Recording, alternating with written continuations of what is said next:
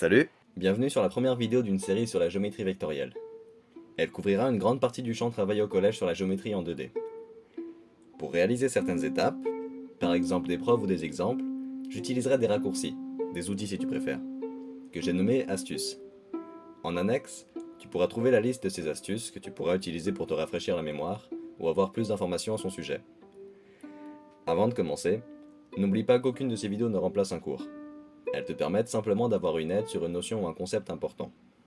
Au programme de cette première vidéo de cette série, on va voir ce qu'est un vecteur, comment faire pour en additionner et en multiplier un nombre. Pour comprendre ce qu'est un vecteur, il faut prendre un peu de recul sur ce que tu as déjà appris. Jusqu'à maintenant, tu as travaillé avec des objets mathématiques fixes, tels que des points, des segments, des surfaces, etc. Si par exemple deux points étaient identiques, c'est qu'ils partageaient leurs dimensions et positions. A l'inverse, le vecteur n'est pas un objet fixe. Il représente le lien qu'a un point avec un autre. On représente un vecteur par une flèche, parce qu'il lie littéralement un point à un autre. Deux vecteurs peuvent aussi être identiques, mais à des conditions différentes. Il suffit qu'ils partagent leur longueur, donc combien ils mesurent, leur direction, donc leur degré d'inclinaison si tu veux, et finalement leur sens, qu'il ne faut pas confondre avec leur direction. Ils désignent simplement le côté duquel pointe le vecteur. Il n'y a que deux possibilités. Ils n'ont pas besoin de partager leur position pour être identiques. Si un autre vecteur partage sa longueur, direction et son sens, on dit qu'ils sont égaux entre eux. Prenons un exemple facile. Tous ces crayons ici ont chacun une taille, que l'on peut voir, une direction, une orientation si tu préfères, ils ne sont pas tous parallèles, et un sens, déterminé par leur mine. Attention, il ne faut pas confondre ces deux derniers termes. Par exemple, ces deux crayons ici partagent la même taille et la même direction, mais leur sens est opposé. Si ces crayons avaient été des vecteurs et la table un plan, seuls deux d'entre eux seraient égaux. Est-ce que tu les vois ?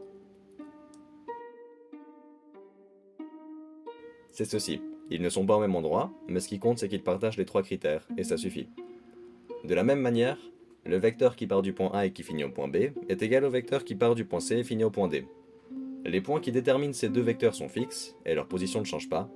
Mais attention, c'est important, le lien qu'a A par rapport à B est le même que celui de C par rapport à D.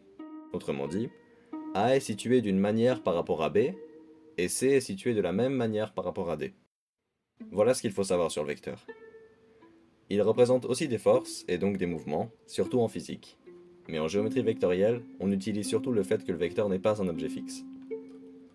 Maintenant, voici la définition officielle d'un vecteur, celle qui t'a normalement été donnée en classe. A et B sont deux points sur le plan. On écrit vecteur AB pour les flèches dont l'origine, ou le début, est A, et la fin est B. Le plan, si jamais, c'est la surface infinie sur laquelle tout se passe.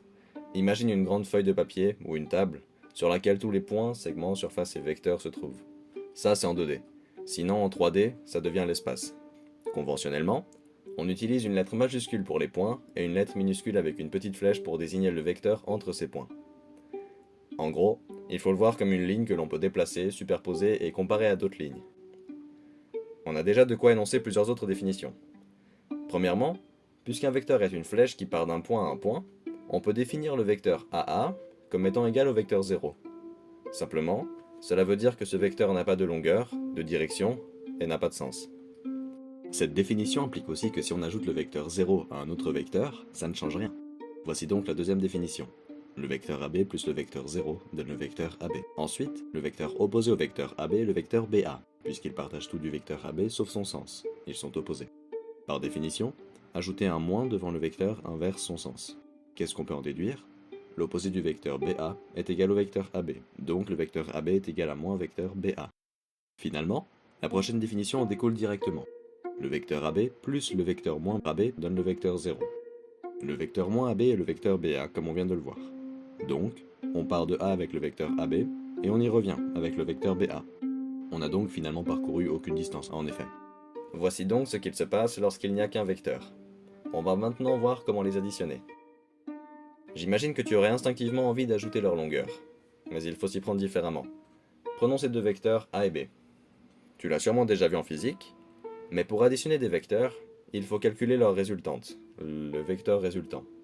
Il faut en fait joindre la fin de l'un et le début de l'autre, puis mesurer la distance entre le début du premier et la fin du second.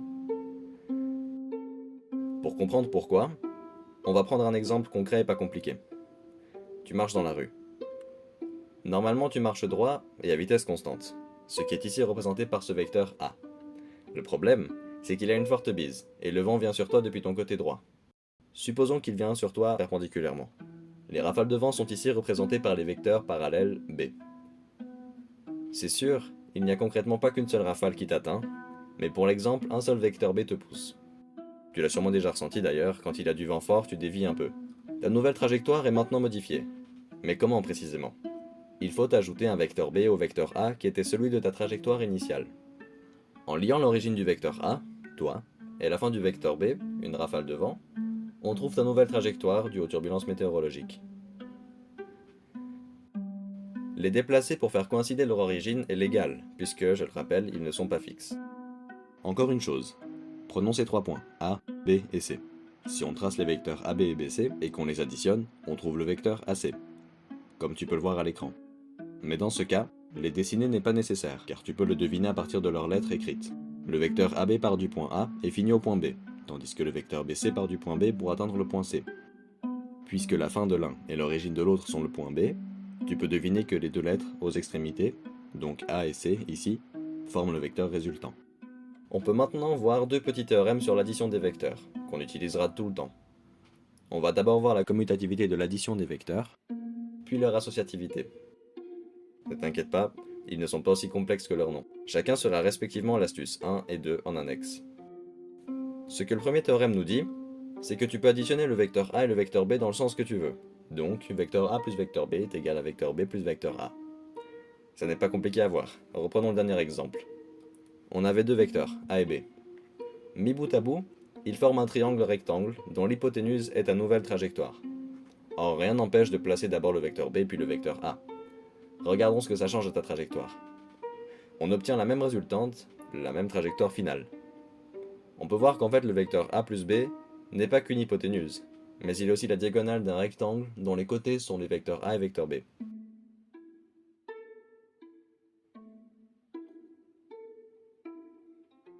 On reviendra bientôt sur cette idée. Donc, avec deux vecteurs, il n'y a pas d'ordre pour les additionner. Mais comment ça se passe s'il y en a plus? Ce que le second théorème nous dit, c'est qu'il n'y a pas d'ordre dans l'addition des vecteurs, même s'il en a plus que deux. Autrement dit, entre parenthèses vecteur A plus vecteur B plus vecteur C est égal à vecteur A plus entre parenthèses vecteur B plus C. Pour le comprendre, la méthode est similaire. Prenons ces trois vecteurs A, B et C, que l'on va directement additionner. Quand il y en a plus que deux, on lie l'origine du premier à la fin du dernier, pour trouver leur vecteur résultant. On obtient donc ce nouveau vecteur, appelons-le vecteur D. Maintenant, pour traduire la partie de gauche de l'équation, on regarde d'abord le vecteur A plus B, ici en violet. Ensuite on y ajoute le vecteur C. On retrouve le vecteur D. Maintenant, on fait pareil mais avec la partie de droite. On a le vecteur A et le vecteur B plus C, ici en brun. Mais bout à bout, on trouve aussi le vecteur D. L'égalité qu'on cherche à prouver est juste. Il n'y a donc pas d'ordre pour l'addition des vecteurs, qu'importe leur quantité. On vient de voir deux raccourcis pratiques pour additionner des vecteurs. En gros, il n'y a pas d'importance dans l'ordre des vecteurs pour les additionner. Maintenant, on va voir comment se comporte un vecteur lorsqu'on le multiplie à un nombre réel. Au cas où, un nombre réel est n'importe quel nombre entier, ou avec chiffre après la virgule finie, ou infini. Le vecteur est un objet pas ancré dans sa position. Donc, pour le multiplier, il faut établir une règle qui, comme le vecteur, ne dépend pas de son environnement. Si un nombre multiplie un vecteur, le résultat sera toujours un vecteur avec la même direction et la même origine, mais dont la longueur et le sens peuvent changer. Par exemple, si on multiplie ce vecteur A par 2, on finit avec un vecteur aligné avec le vecteur A et dans le même sens, aussi avec la même origine, mais deux fois plus long. On peut le multiplier par 1, 2, 9,4785, mais aussi par des nombres négatifs. On définit le vecteur lambda fois A comme étant le seul vecteur de la longueur valeur de lambda fois longueur de vecteur A, dans le même sens que le vecteur A si lambda est positif, et dans le sens opposé si lambda est négatif. Lambda désigne n'importe quel nombre réel.